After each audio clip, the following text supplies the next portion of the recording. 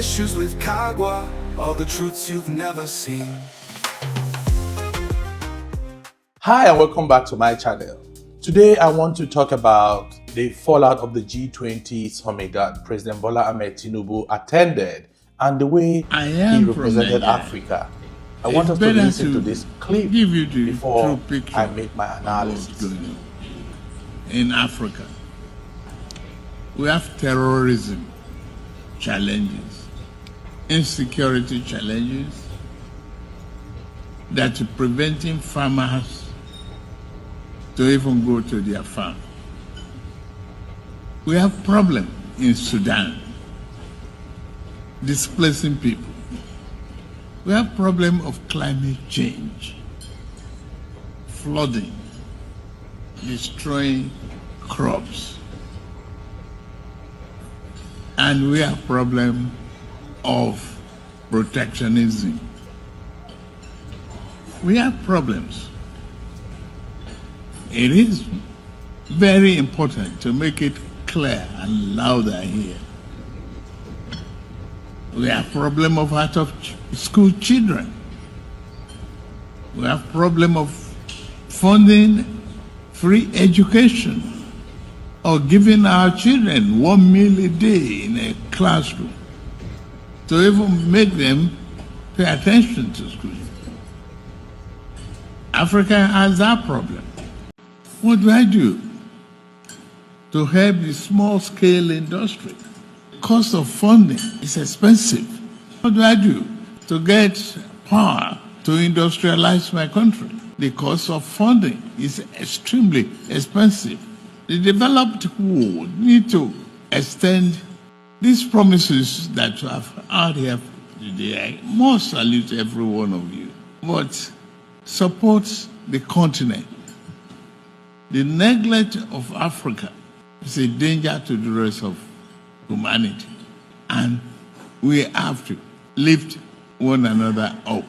We have to build an inclusive economy that takes into account population growth. In Nigeria, I have over 250 million souls.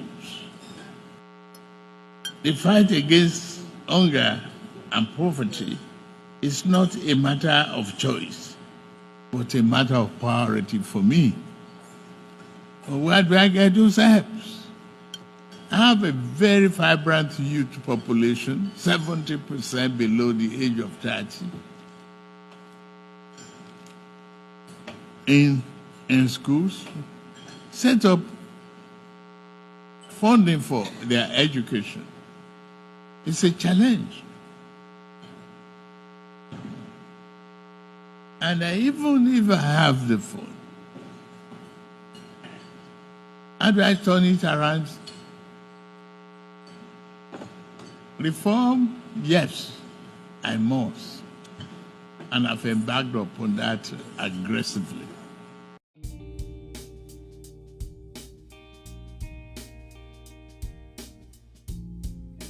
You heard him loud and clear. And for me, this is not portraying Africa and Nigeria in good light. That summit was more or less a global alliance against poverty and hunger. I agree that Africa has myriads of challenges, no doubt. And Africa has had tons of issues. But the major problem in Africa are not the things Bola Tinubu listed there. Africa continues to battle with issues of corruption, longevity in power and office by those who should have left the scene long time ago. How do we explain that Cameroon cannot move forward when you have an ancestor who can barely speak or move as their leader and he's seeking another term of office? How do you explain that a man who sits as the leader of Uganda has been there for a better part of 40 years and the youthful population of over 70% has never seen transition of power? How do you explain to Equatorial Guineans that power will remain the way it is and when the president dies, his son is going to succeed him? How do we explain around Africa that succession is not a possible task? And how do we explain that corruption, nepotism, ethnicity will not be easily stamped out of our continent? These are the challenges that Africans continue to battle with. These are the major challenges that has held Africa down from developing. Well, how do we go on a global stage where Africa is rarely brought into that room for discussion to begin to lament? To those who are not really interested about the growth of Africa, I am appalled when I heard President Bola Tinubu trying to blackmail the developed nations about the challenges bedeviling Africa. And if they don't do anything, Africa was going to crumble. Africa will not crumble if our leaders give space to address issues of democracy. If our leaders understand what democracy ought to be and give opportunity to true democracy and true federalism to thrive.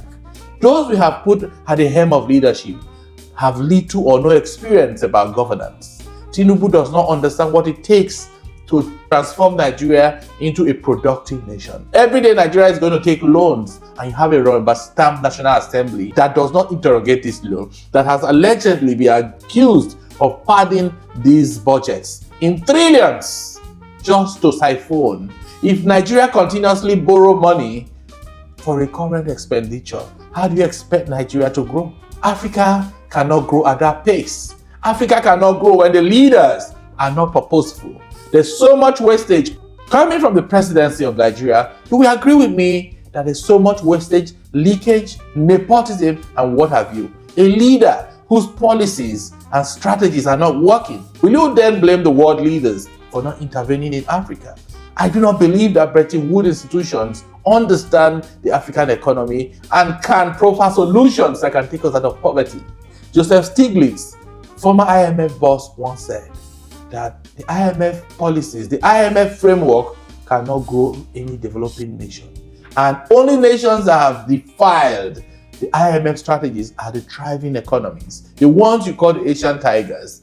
How come Africa wants to continuously run to these institutions and also to China, and everywhere they find free loans, free gifts to take these monies and never develop their continents? Africa, as we speak, is battling with a death trap from China and every other institution that continuously exploit her resources at the expense of Africans. I don't commend President Bola Tinubu on that visit. The visit of lamentation, where other world leaders are providing solutions and talking about how to end poverty and hunger. Africa was on that global stage to complain. Nobody takes Africa serious because Africa has not fixed those challenges that needs to get Africa off the ground. And as long as Africa continuously complains without finding solutions to her problems, nobody will solve our problems. I heard him talking about Ukraine war. Yes, we are complaining about Russia-Ukraine, not because we wanted peace. It's because it has become very difficult for Africa to get grains. The same grains that Africa has the capacity, arable soil, to cultivate and sell to fellow Africans, particularly Nigeria. Nigeria has rich arable soil, but Nigeria cannot mechanize agriculture. Why do we need to depend on Russia or Ukraine for wheat? Why do we need to depend on other nations when we have the expertise to transform our soil into productive venture? We don't need to depend on Ukraine for wheat, in as much as we want the war to end. Our calling for peace shouldn't be based on economic ties that have no relevance to us if we know where we're headed as a continent. Africa is not ready to dig itself off the ground. That lamentation will not yield any opportunity for Africa. It will only give smart world leaders opportunities to tie the noose on the neck of Africa the more. President Bola Tinubu and every other African leader needs to be careful with the way they demarket Africa. African leaders, and I blame the young people who continuously rig these leaders into power. And that is why our leaders will go cap in hand begging other nations that have fixed and gotten their democracies right. We need to begin to rethink how to get Africa to where other leaders and other nations are. It is not by begging. It is not by asking for handouts. It's not by lamenting. It is by practical solutions that Africans need to identify and fix. I love to read your comment on this story, and I say thank you for watching. Real issues with Kagwa, all the truths you've never seen.